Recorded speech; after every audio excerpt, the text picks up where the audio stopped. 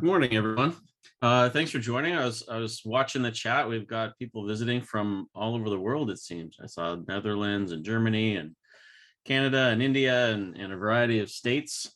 So thanks for joining us this morning. As Tracy mentioned, my name is Forrest Evans. I'm a director of product for the Rundeck product here at PagerDuty. And with me today, I have Dutch Rapley. He's one of our professional services consultants and my go-to Ansible expert for the last couple of years that we've worked together. So we're going to be going through a little bit today about how to get started with Ansible and Rundeck. Through that, we'll give you a little bit of background and talk about some of the benefits of using Rundeck and Ansible. Few brief tips for getting started. Promise not too many slides because the bulk of today's presentation will be Dutch showing us a really great demo about how the two solutions work well together. And then as Tracy mentioned, we'll have some time for Q&A at the end with some other resources and other things that you can actually perform some of these demos yourself even later today if you download the welcome projects. So we'll start with a quick poll just to give us a sense of who you are and your experience with Rundeck and Ansible. So if you can help us out by answering the poll. We know that everyone is here for the free lunch, so maybe select one of the other options there and let us know. So we'll leave that going for maybe another few minutes here, and then we'll share out the results. Also, if you have a minute while you're in chat, if you have any other questions that brought you here, or you're interested in something that we can try and tee up for later during Q&A, you can start feeding those in. There's also the Q&A section in Zoom down there where you can post questions.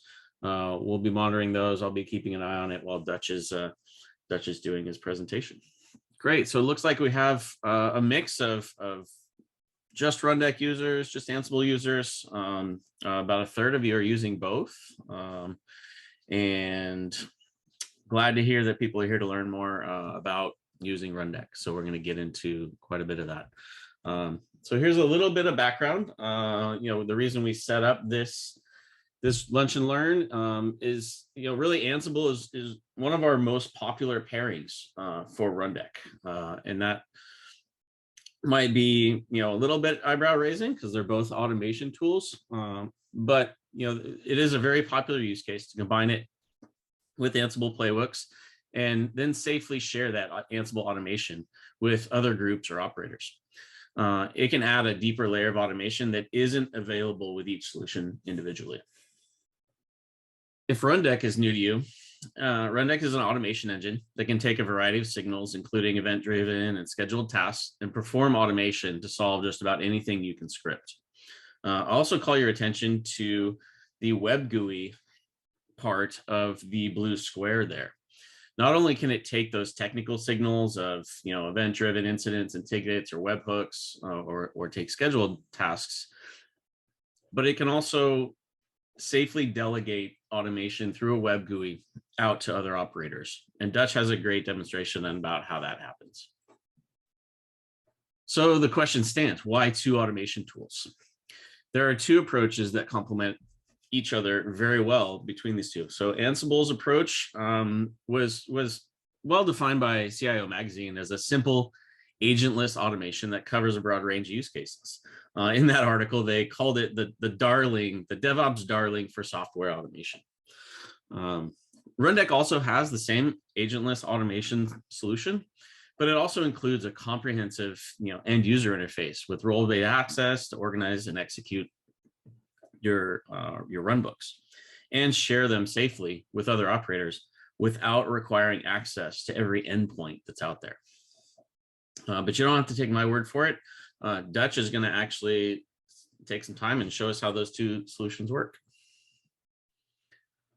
So Dutch, what are some good tips for just getting started with this? Yeah, absolutely. So for starters, the best place to start is the Rundeck documentation. We do have a page that you can peruse to see how to get started with the Ansible plugins within Rundeck, as well as download the sample project that Forrest mentioned. But some of the key items that you need to know to use Rundeck and Ansible together is that, Rundeck and Ansible have to be on the same server.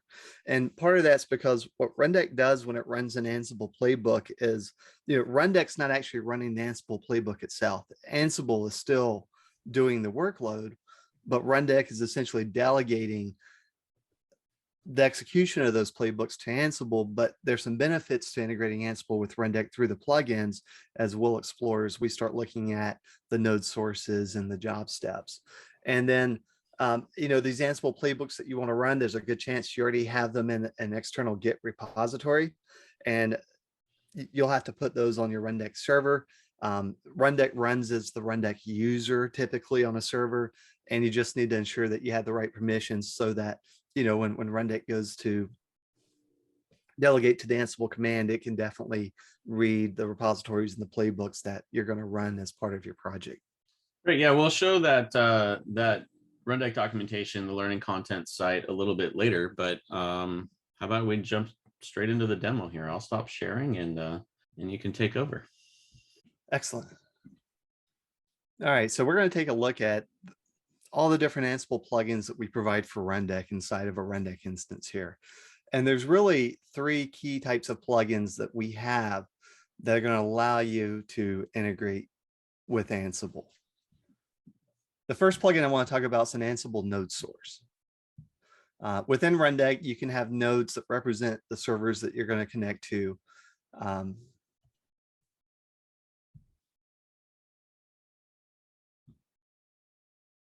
Oh, it took a second for it to load there. Starting to worry, but the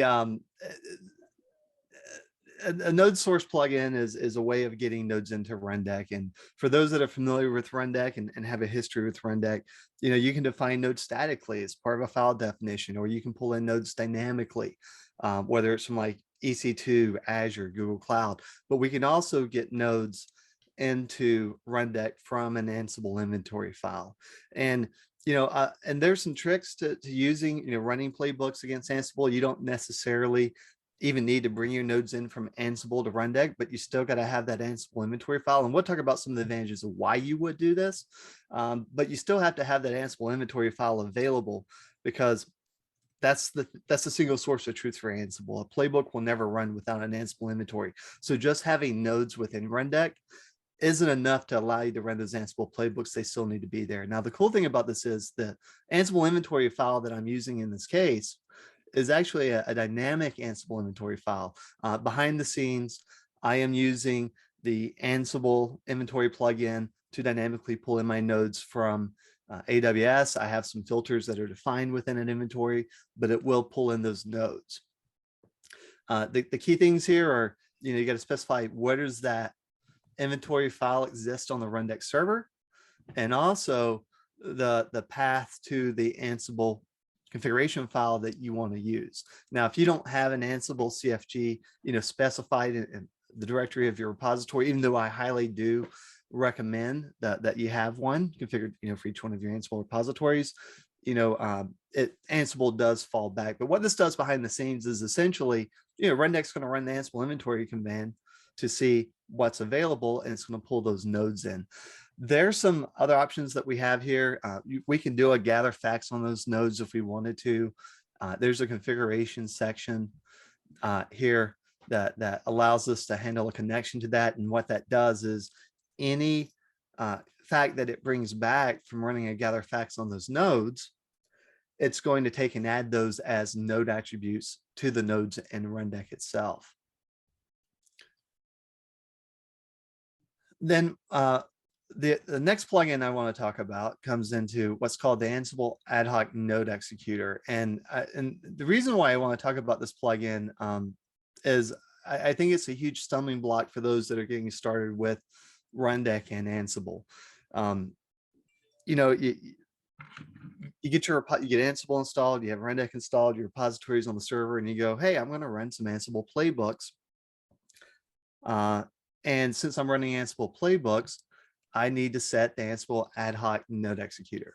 And that's actually not the case. You might be in a situation where you never need to use this node executor. It's certainly not used when you're running your Ansible playbooks. And then that begs to ask the question of, well, when would I use the ad hoc node executor? And that comes down to some of the basic functionality in Rundeck. Typically when you run a Rundeck job that's going to connect to a remote instance, a remote node, or a remote server, there's different ways of handling that connection. We have a couple of different SSH plugins that use different Java libraries. One uses a JSCH library, the other one uses SSHJ. You can have Rundeck delegate to OpenSSH to handle the connection to a server. If you're connecting to Windows, you can handle that through WinRM. Now, why is this Ansible ad hoc node executor here? When you use the Ansible ad hoc node executor and you write a job that's going, or even run an ad hoc command that we'll see over here on the left under commands, the executor that we've defined either as the default at the project level or maybe even individually on each node, Rundeck's going to use that to make the connection. So if we specified the Ansible ad hoc node executor, what happens behind the scenes is that when Rundeck goes to connect to a node, rather than SSHing to that node, it's going to delegate that to the Ansible command itself. And when we run the command step in Rundeck, essentially that's running in the Ansible command. That's calling the Ansible's command module and then passing the command that we want to run on that remote machine. Now, there could be various reasons for this. It could be, well, we have everything configured in Ansible. We want to run that. Maybe we have Ansible set up for WinRM. Maybe we don't want to use SSH, but instead we want to use Paramiko to connect. Maybe we have Ansible playbooks that are I already said WinRM, but yeah, connecting to Windows servers. And we want to proxy that command through there rather than maybe worry about setting that up inside of Rundeck. The ad hoc node executor, the key thing is it's there, but it doesn't have to be used. We could even have our project use the SSH node executor. If we did in this case, what this means is, we could have a job step that runs an Ansible playbook, and then we could have a script step or a command step, and then those would be then use the SSH node executor to connect to those remote machines. But the key takeaway here as we talk about this node executor is that it doesn't have to be used, but be aware that it's there and why it exists. Now, the biggest bulk of the Ansible plugins within Rundeck come down to the job steps that we're going to run to execute our Ansible playbooks. And there's a couple of different types of plugins that we have. There's job steps, and then there's or node steps, and then there's workflow steps. And the difference between those two is that a node step, and I'll talk about it while I'm waiting for this to load. I've got a little bit of lag. When we have a node step within Rundeck, a node step is going to run once for every single node that we put in a node filter inside of our jobs. Whereas a workflow step only runs once for the entirety of the job. And when it comes to Ansible playbooks, what the difference is between those two is if I'm using the Ansible node step to run a playbook, it doesn't run a playbook only once. It runs a playbook 10, if I've got 10 nodes, it'll run it 10 times. It'll run it for each node. And we're going to take a look at that and see what that means and see what that means for output within Rundeck. But I'm going to start with a workflow step. I've got a workflow step here already added inside of this project. I'm not adding another step, but I want to show you this as an example. As we look through our list of plugins,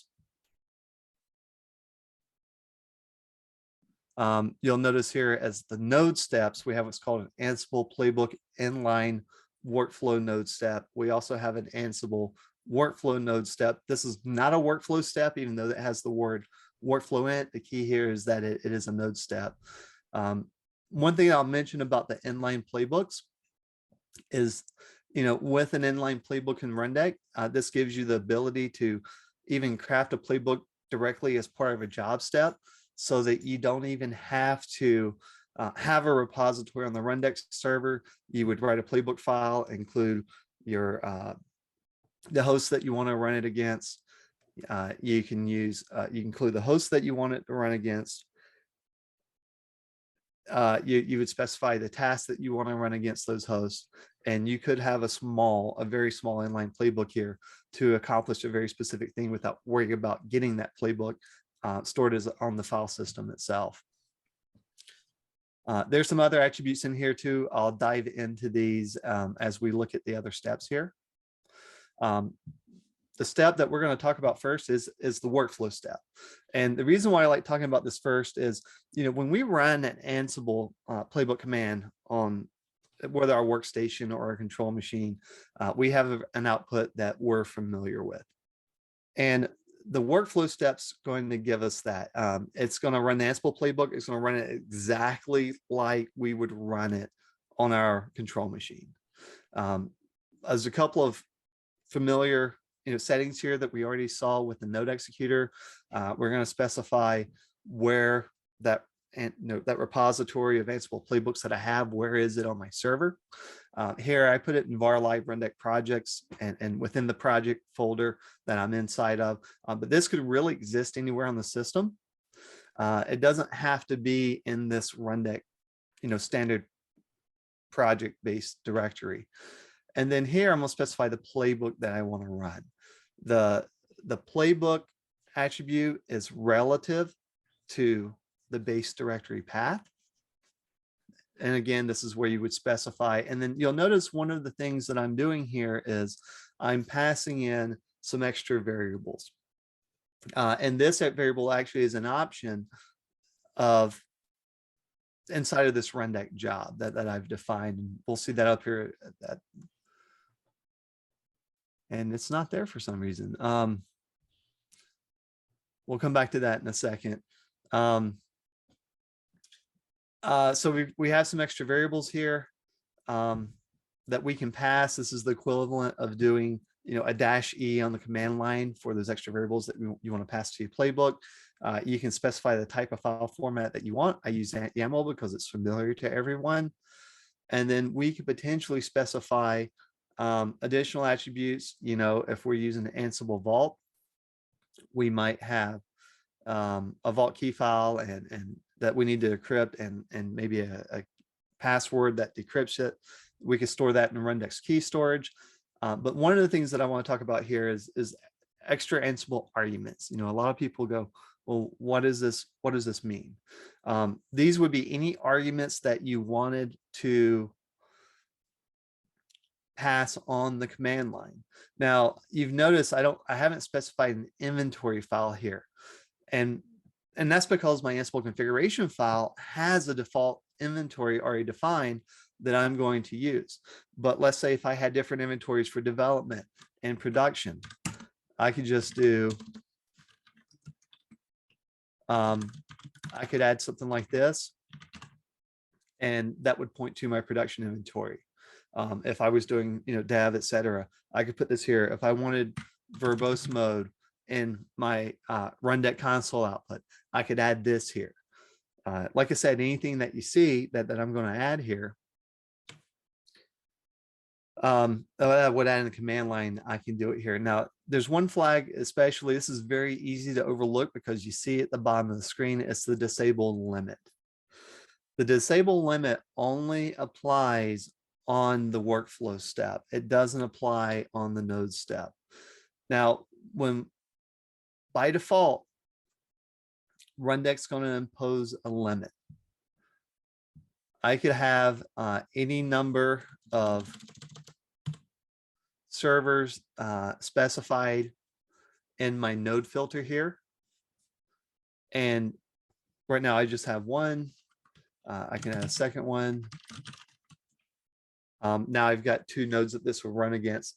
What the limit does that Rundeck imposes by default is, as Rundeck runs that Ansible playbook on the command line, it's going to pass the -- limit parameter and only apply the playbook execution to these two nodes.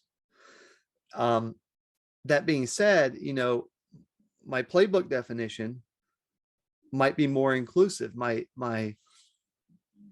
it might have hosts that applies to a group that might include 5 or 10 of these demo Tomcat nodes.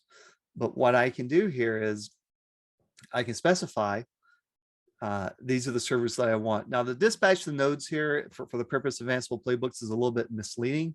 We're not really dispatching the nodes, but that is the option in Rundeck that we have to pick to enable the node filters that Rundeck's going to pick up as part of that Ansible playbook execution. Alternatively, I could tell I could actually specify to execute locally. That means I'm not going to specify a node filter. Now, if I tell it to execute locally and I go to run this playbook, that execute local means the Rundeck instance. Now, behind the scenes, my playbook's not going to run correctly. It's not going to apply it to the servers because Rundeck's still going to impose that limit. And so all that being said, if I have a playbook that I want to put on the Rundeck server, I don't want to use the Rundeck node inventory. I like the playbooks the way that they are. I want to honor the host, whether it's groups or individual hosts that I specified inside of my playbook. And I want to run it as is. I just say execute locally, disable limit. This is going to honor the Ansible playbook as we have written it, and not really much else is needed. And then we also have our SSH authentication to connect to, and just like the command line Ansible playbook, when we execute, the SSH connection only applies to nodes that support SSH itself. This would not apply to running playbooks against Windows. But behind the scenes, all these mappings, what they are again mappings to the command line options that I would run, that I would use to connect to the nodes that I'm running my playbooks against. Inside of my playbooks, I handle all of my privilege escalation inside of them, but you could also specify some of those attributes as part of this as well. Now, I mentioned earlier, I have a option, and for some reasons, it's not a part of this job specifically. So I'm going to come in and add one real quick. And then what I'm going to do here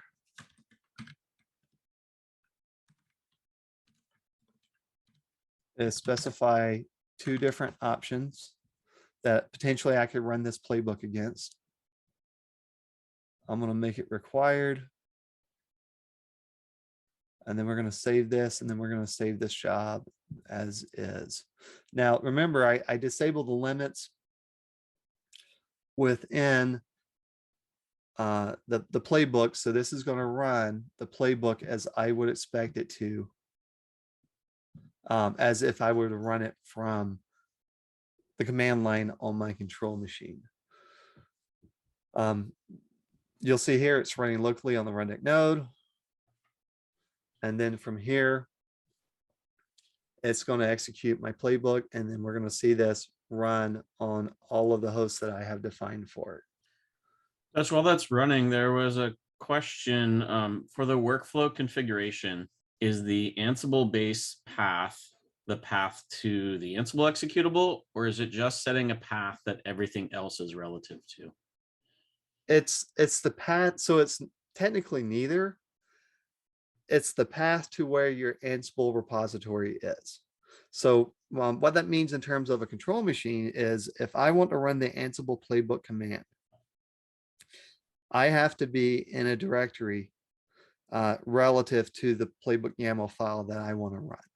And so the directory that you would go into on the control machine, that would be the path. It's essentially the path to where you want to execute the Ansible playbook command from. Because if I was in just, my home directory on my machine, and let's say, my Ansible repositories might all be in OPT. If I run the Ansible playbook command, those playbooks are going to fail because of the relative paths that Ansible uses to find roles and inventories and host vars and group vars and all of that. So kind of think of it as the directory where I would run the Ansible playbook command from.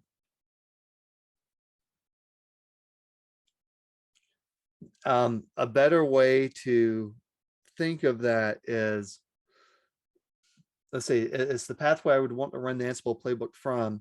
If I had, the better way to think of that is if I had maybe 3 different repositories that had Ansible playbooks all on the same Rundeck server, and I've got 3 different job steps that runs those playbooks, that Ansible config path is actually going to be 3 different directories. And you got to remember too is when that Ansible playbook command runs, the Ansible CFG file it's going to reference is the one that it's in the directory from which that command is being executed. If we were to, or if the Ansible CFG file wasn't defined for each project that we have, or each Ansible repository that we have, it does fall back. You can't have a common one on the system that might be in like the Etsy Ansible directory. We'll notice here, so the playbook executed, and what we saw here is it ran against 5 different nodes because this is part of the group that I have defined inside of the Ansible or the playbook file, the playbook definition.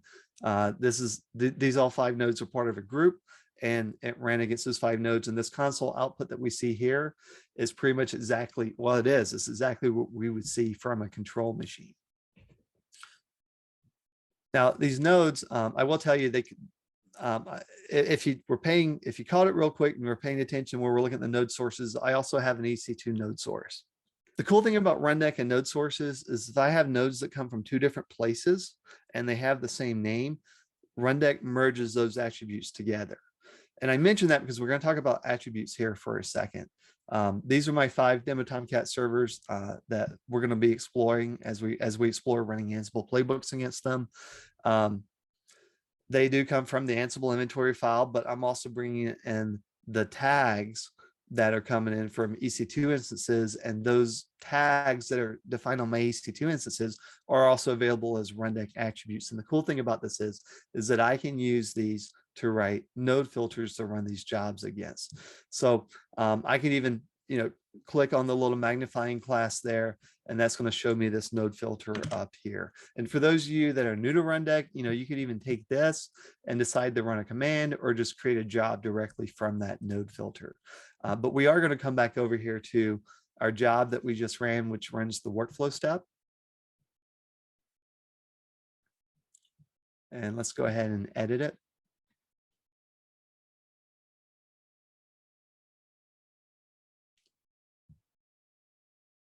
And then we're going to apply a node filter.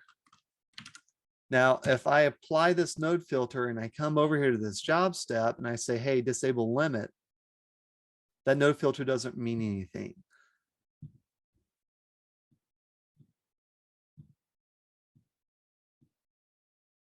And hopefully, there we go. And so right now that that's unchecked, what this means is it's going to honor the node filter that we've defined in Rundeck. So if I put this group demo Tomcat, you'll see all 5 of those servers here. If I run that playbook now, it's still going to run against all 5 servers. But maybe I want to run this playbook against 2 of these.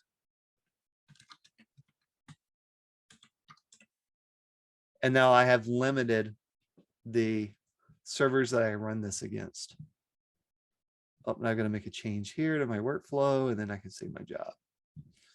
Since it seems relevant, I'm going to interrupt you with another question that came from Eric Ariano. Sorry, I think I may have misunderstood the explanation. Am I correct in thinking dispatch to node means Rundeck will SSH to the node and execute Ansible on the node? Execute locally would execute Ansible remotely from the Rundeck instance against the past inventory? It does not. And so with Ansible playbooks in both instances, the Ansible playbooks are going to always run locally on the Rundeck server.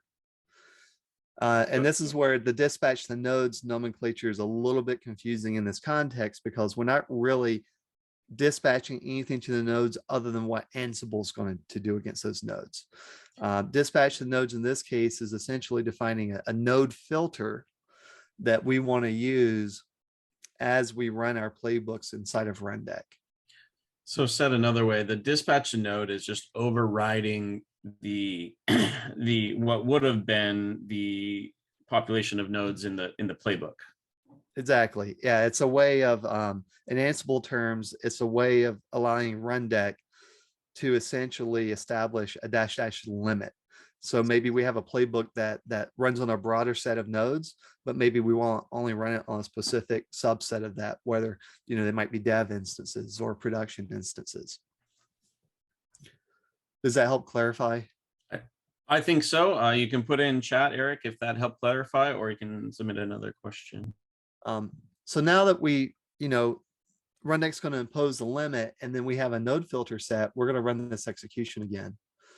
And we're going to follow the output here. And what you're going to see is that it's only running against Tomcat 1 and Tomcat 2. And this is a very simple playbook. It's installing Tomcat, but it really helps demonstrate some of the power that we have here. And this would be the same that if we were to run Ansible playbook from the command line, and we did a dash dash limit, and we say, hey, we want to run this on demo Tomcat 1 and demo Tomcat 2. That's exactly what Rundeck's doing behind the scenes. It's passing that limit to Ansible and utilizing this node filter. And I won't take a deep dive into this, but one of the things that you can even do within your Rundeck jobs is as somebody that goes to run and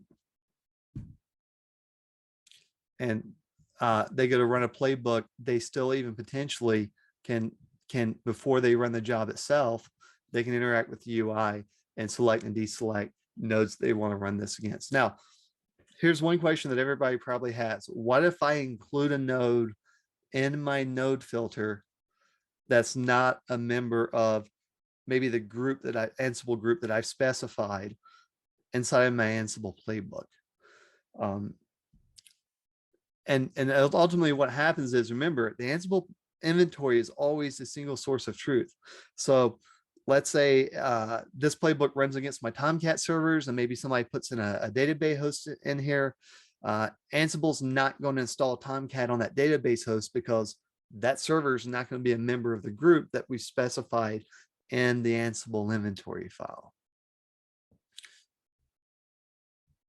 Now let's talk about the job step for a minute. What does it mean, the node step, job step, in terms of the Ansible plugin? Before I mentioned that the key takeaway there is the Ansible playbook's going to run once for each one of the hosts that I'm running this against. And there's some benefits to that. So I'm going to go ahead and run this playbook from the start. And rather than seeing a Rundeck listed here, because we're not using the workflow step, we're seeing each node that's a part of our node filter within this Rundeck job.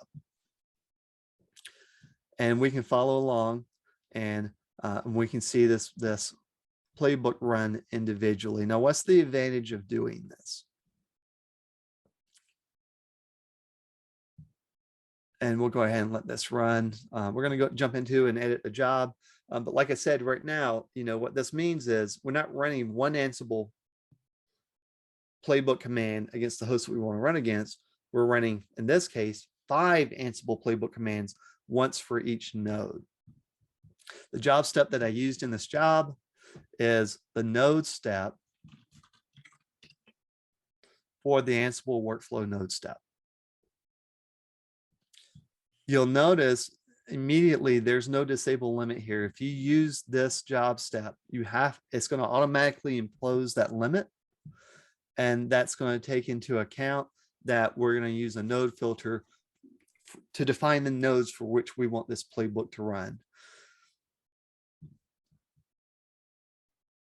And you'll notice a couple of similar things. We have, our path and our playbook file, and we have our option that we want to pass to the playbook execution. But under the connection is kind of the meat of, why would we potentially do this? Let's say I have 5 servers that I want to connect to. And in this case, I'm not doing this, but maybe each of those 5 nodes have a different username, or maybe they even have the same username, but they might have different SSH keys. And one of the things that I did was I defined an attribute as part of a node definition that says, hey, here's the SSH key for these nodes. since this is a node step, I can reference these node variables and get this from the node definition itself. And this SSH key storage path is going to map to pulling that value from the key storage. It's not actually the private key stored as part of the node definition, which is something that, from the command line, you can't necessarily do with Ansible unless you've stored that information with your host definitions. But in this case, we can keep the private key in the key storage, and we can use the username and password from the node. And then when Rundeck connects, it's going to use those values. And other than that, we can't do a disable limit here.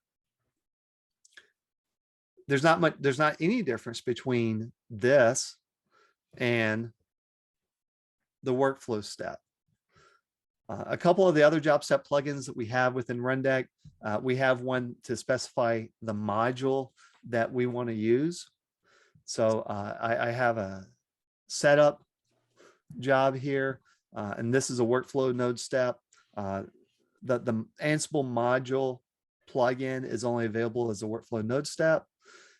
We just specify, the module that we want to run. We don't even have to write a playbook for this. Again, this is like calling a module, running the Ansible command and calling it directly from the command line. And if I run this job, what we're going to see is it's going to go out and get the information for all the servers that as part of the execution here. And in this case, it's not running a playbook. It's just going to go out and run the setup module, and it's going to return that information to me.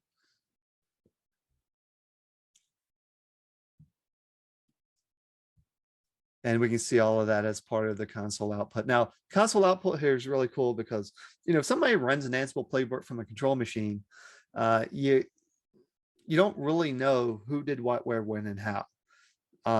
Somebody's changed, anytime you run an Ansible playbook, you're changing the state of something. When you wrap your Ansible playbooks inside of Rundeck, every time that playbook execution happens, you have a history of it. But there's other advantages to using Rundeck with Ansible playbooks as well, because, maybe you want to create some automation with an Ansible playbook, and the automation that you're creating, you might be creating it for somebody specifically, but, they're not technical. You don't want them running Ansible playbooks. They might be on Windows. You could take that automation, wrap it inside of a Rundeck job, so they have access to those things, and you will always have a history to see what ran, who ran it, maybe what options were passed. It's always going to be persistent on the Rundeck server. The last plugin that I want to talk about is the Inline playbook, and we talked about it a little bit, but I do want to show a quick example of that.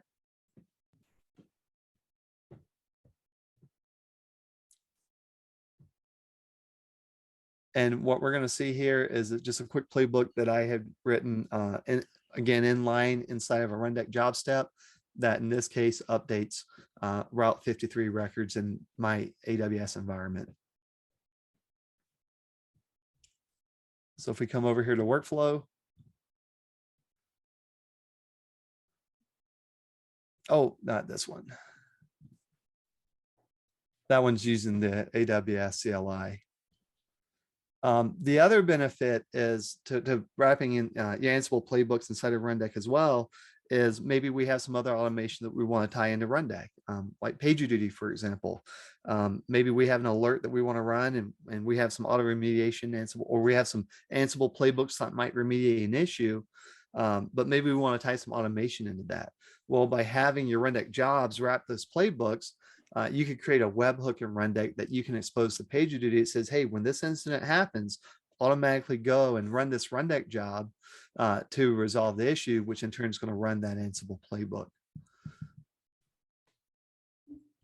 Forrest, we have any other questions while we're waiting for this to load? We do. I think you slightly showed it. But Harry asked, can you use the Rundeck options with Ansible variables? So I think that you showed in some of your jobs that yes, you can take the option values, which are the options that you create yourself up at the top, and then there's a variety of sort of built-in context variables like the $ node. So Thorsten asked about the $ node. There's a long list in our docs. I'll go dig in and find the link, put it in chat, or I'll type the answer here where you can find those, but they're covered on our documentation site. There's also some hints. Sometimes if you can type in, if you start typing in $ and the open curly bracket, it will provide a list, drop down list with, the ones that are available. Yeah, So absolutely. that should cover off 2 questions for us. Yeah, and we'll actually see that right here. I have 3 options here: the record that I want, the type, the value. You'll notice here this is a inline playbook that I just specified here. Localhost because it's calling the Route 53 module in Ansible, and we're going to specify the record type and value. And these all come from, now this is Ansible syntax that you see here on lines 7, 8, and 9. That's not the Rundeck variable, so we wouldn't put option record here. We got to create that mapping, and that's exactly what this extra variables is for. I'm specifying this looks like, if I were to define this into, it wouldn't make sense for this case, but if I wanted to define values in a host forest or a group forest file, that's what this exactly looks like. And then Ansible is going to pick that up, so we can definitely create those mappings between options and Rundeck. And I mentioned webhooks a minute ago, and this is kind of one of the benefits that you have with webhooks as well, is PagerDuty or some other automation tool that might be triggering a webhook that runs a playbook. It's just not an outright run the playbook as it is. With that webhook, you have that payload that you're sending to the webhook, and that might have a lot of options and values in it. Well, you can take those options and values and define, when you create that webhook, what you want to pass to the Rundeck job. That in turn is going to pass those values to the Ansible playbook. We can make it a little bit smart. And also, in addition to passing those options, we can also pass a node filter. We might have a pretty broad node filter that we have defined for in Rundeck, and and a pretty broad group in our Ansible playbook.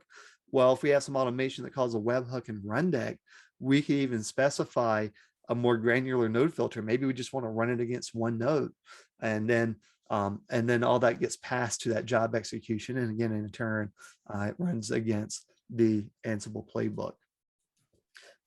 One thing that I want to bring up, one final thing that I want to bring up, and kind of one of the keys where disable limit is needed. Sometimes we're going to run Ansible playbooks that we have to do a disable limit. And in this case, the create job that I have, this is the job that runs the playbooks that's going to spin up the EC2 instances that those provision jobs are going to run against. And so here I do have a Ansible playbook step. This is a workflow step. This one runs entirely on, the host is localhost inside of Ansible. And the reason for that being is because this is nothing but AWS modules from Ansible that's building out the infrastructure that's setting up my EC2 instances. And then this even has a couple of things in here that's kind of specific to this. You'll notice here, and this is kind of cool. I'm passing the region. I'm telling it the key name that I want to use when I fire up these instances. And then you see this created by. My module that's creating those EC2 instances, I'm adding tags. And one of the tags is the user that creates the server. So when I run this playbook from Rundeck, this job.username that's specific to Rundeck itself is going to grab the current user that's logged in, and then it's going to in turn take that and then add that as a tag on top of those instances. But the key thing here is, since I'm calling all of these AWS modules that run against localhost, I got to run a disable limit because it's all running locally. And again, that's the same as if we never pass the -- limit from the command line.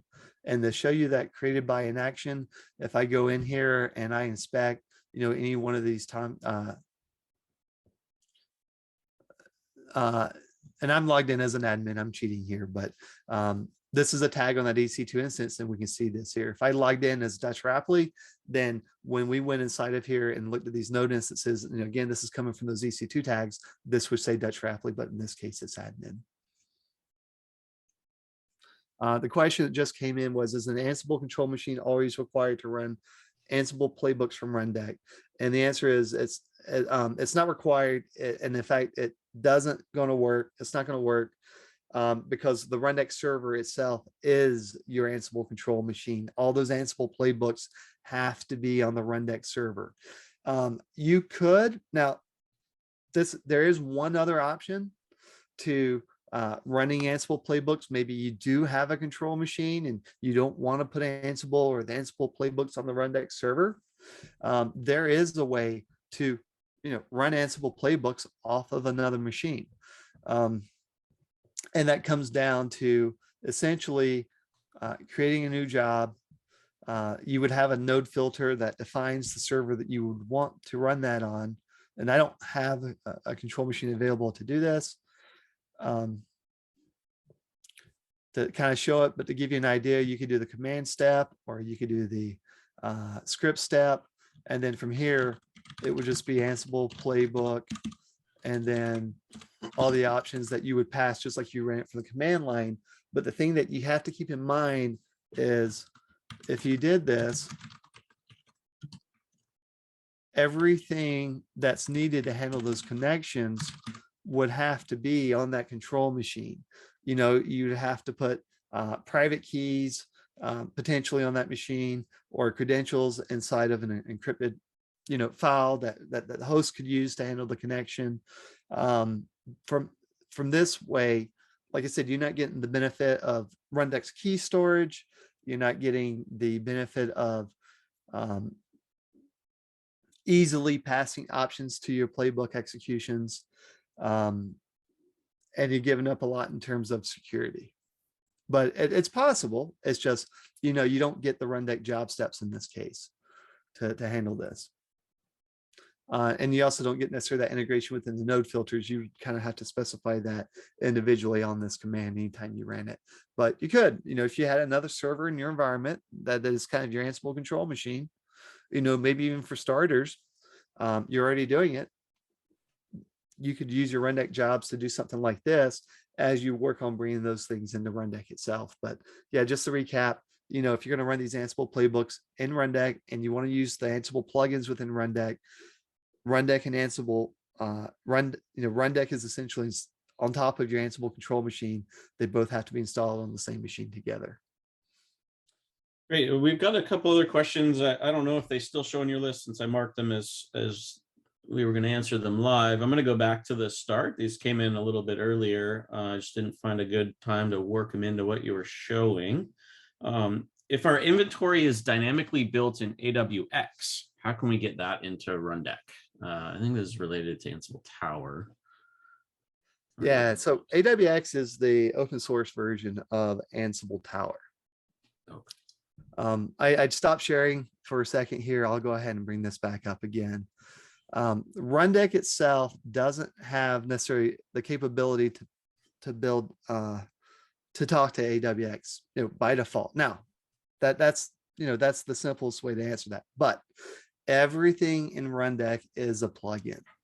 All these job steps that we saw, as an example, all of these are plugins. And the Ansible plugin, when we talk about this, the Ansible plugin, we never actually developed that. Rundeck did not create the Ansible plugin. The Ansible plugin was created by folks from a company called Badix, and we've essentially adopted it. We contribute to it. We support it as part of Rundeck Enterprise. But I want to make a point is, what are these plugins in Rundeck? And we include a lot of various different plugins. Now, plugins in Rundeck can be written just because Rundeck's a Java application, it runs on the JVM. It doesn't mean that you need to know Java to write a plugin for Rundeck. Some of the plugins that we have here, this Ansible AWS S3P, all these AWS S3 steps, these are all actually Python-based plugins. You can write script-based plugins, and they're incredibly easy to write. I bring this up because the node sources that we have and Rundeck. Again, are plugins that some of them can, these can be script based, and we do have areas of Rundeck that you can't write a script based plugin, but job steps, node sources, and user group source, and there's a handful of others as well. You could build a plugin, that gets compressed into a zip file. You could drop it on your Rundeck server, and when you do that, it'll show up as a source provider. And why I mention that is if you can write a Python script that's going to pull nodes, if you're using AWX or Tower as a CMDB, and you got a Python script that you can hit the API and you can pull those nodes, you can write a plugin and just kind of wrap that Python script inside of that plugin and expose and bring those nodes into Rundeck so you can write node filters against them. And as you write these plugins, each one of these are different. The EC2 and the AWS plugins, they all have different parameters, and the plugins themselves are highly customizable in what parameters you have. So when you write a plugin, it's not like a plugin to get specific nodes. You can parameterize it and allow people that use that plugin when they write filters, they can pull in the nodes that they want based on the filters that they write as part of that node source. I'm going to switch over here for a second. I know we're coming up on time, but what I want to show you when we're talking about plugins is, how easy it is to write a script-based plugin. And I'm not going to write one live, but this AWS S3 steps that we see here, there's 2.5 things that you need to write a plugin. A lot of this you can ignore because we use Gradle to build these plugins. But the key thing is you need a plugin YAML. This is your plugin definition. And you need a contents directory. That's going to be the scripts that you're going to run. Now, I said 2.5 things. The half thing would be the resources. The resources would be like any custom images that we want to show as part of that node source plugin or job step plugin. We can include that here, but the requirements are plugin YAML, contents.yaml. If we go into this plugin, we have multiple providers. We have one for copy, one for move, one for list, and then all these things under the config. These are all the custom options that you can specify. This plugin specifies this S3 script file that's going to come over into this contents directory and says, hey, this is the S3CP script file I want to run. And as you can see here, this is Python. And then it has essentially the things it needs to pull in those configuration parameter values. So Rundeck doesn't have anything native to pull nodes in from Ansible, Tower, or AWX. But if you could write a Python script to pull that in, you could very easily create a plugin to pull those resources within Rundeck. And that's not limited to that. I mean, it could be nodes that you might have a database CMDB that you want to pull nodes from, and you could use that as well. Yeah, and there's a session, as Tracy put in the chat, there's a session coming up in February about writing custom plugins. So there will be a lot more information about that later. I want to get through a few more of the questions if we can, so we don't go too far over, but we are going to get to all of them. Dutch, there's one from Thorsten about SSH keys that probably better if you can read it directly. The gist is they've saved all their SSH keys, in the Ansible directory, each host having its own pair. Can they use those without saving them in Rundeck? Yeah, absolutely. Yeah, if you're already handling it through Ansible and your Ansible playbook runs just as is, you can put all of that on the Rundeck server, still use the job step plugins, and it would pull in those keys to handle that connectivity. Great. The next question, will you cover discovering Windows hosts in Rundeck from multiple domains? So I don't know if this question, if you're still on, if this question was specifically around Ansible or just generally discovering Windows hosts in Rundeck. Rundeck does have some options for discovering and representing Windows hosts. Is there an Ansible spin to this question, Dutch, that you think applies? Or for something like this, I need a little bit more clarification and context. Oh, they responded down below, yes, from Ansible. Okay, so when Rundeck pulls in hosts from an Ansible inventory, and they're added as nodes to Rundeck, Rundeck doesn't care if they're Linux or Windows, they're going to show up as nodes in Rundeck. And, with your Windows host and Ansible, you're going to handle that connection with WinRM, that you've had configured in your Ansible playbook. There's not anything that you need to do in Rundeck to really run those playbooks. So you could bring in those Windows hosts, they're available in Rundeck. You can write filters against them and you can pass that to your playbooks, and they're still going to run exactly as you would expect it to, even against Windows servers. Great. We're gonna do a little double duty. I'm gonna bring the slides, back up just to cover off a few things as people are starting to drop. But we have a couple of questions left here. When running an Ansible playbook from a remote machine, can you still pass extra variables? I think you kind of covered this, possibly. Yeah, you can still pass extra variables.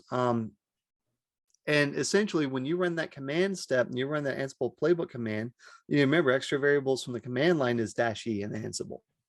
And you could just specify the variables that you want to pass, so that whole option scope can be used in the command step. It can be used in the script step. So you can still have those Rundeck options that are available and pass those directly inside of that command. Great. And I think the other one is similar for running Ansible on a different machine. Can we do Ansible playbook -- limit and send a context, what looks like a context variable with it to do the limit?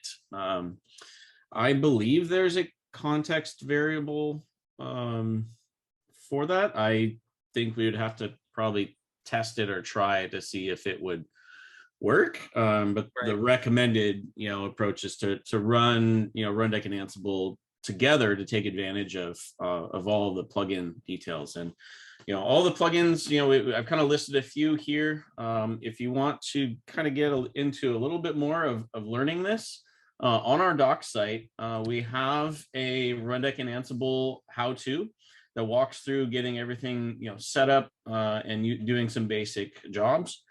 There's even, as part of this learning section, we provide a welcome project that's part of the tutorial. You can download basically a contained Dockerized Rundeck environment with some other nodes, etc. And then if we go back to this, this article at the bottom has a project file you can download. That project file will include, example jobs, and it will work within the servers. It even has, an installation. I think mine is still running here. So if you download the Ansible project, you can get started in learning some of the things that Dutch was talking about today. What version of Ansible did you use to write those playbooks? I am downloading the latest because this install Ansible on Rundeck server job that covers this off for you is just pulling the latest version of Ansible. Okay, so keep that in mind. And also want to sort of mention, this is all related to the open source. So the Rundeck open source and Ansible open source, this can all be done today. No need to get all the purchasing people involved. And what other items do we have? You can download Rundeck open source at this URL. You can also join the conversation at in our forums. And yeah, that's it. So we have a couple more questions that just came in. One more question: what would be the Rundeck equivalent of the Ansible variable Ansible play hosts all? So typically, wow, I haven't used that variable. So if you had a playbook that you just, and I assume, and correct me if I'm wrong, that you want to run it on all hosts, and you would have an Ansible playbook file and the host would be all. And in terms of Rundeck, if you want to just honor that, you could just disable the limit.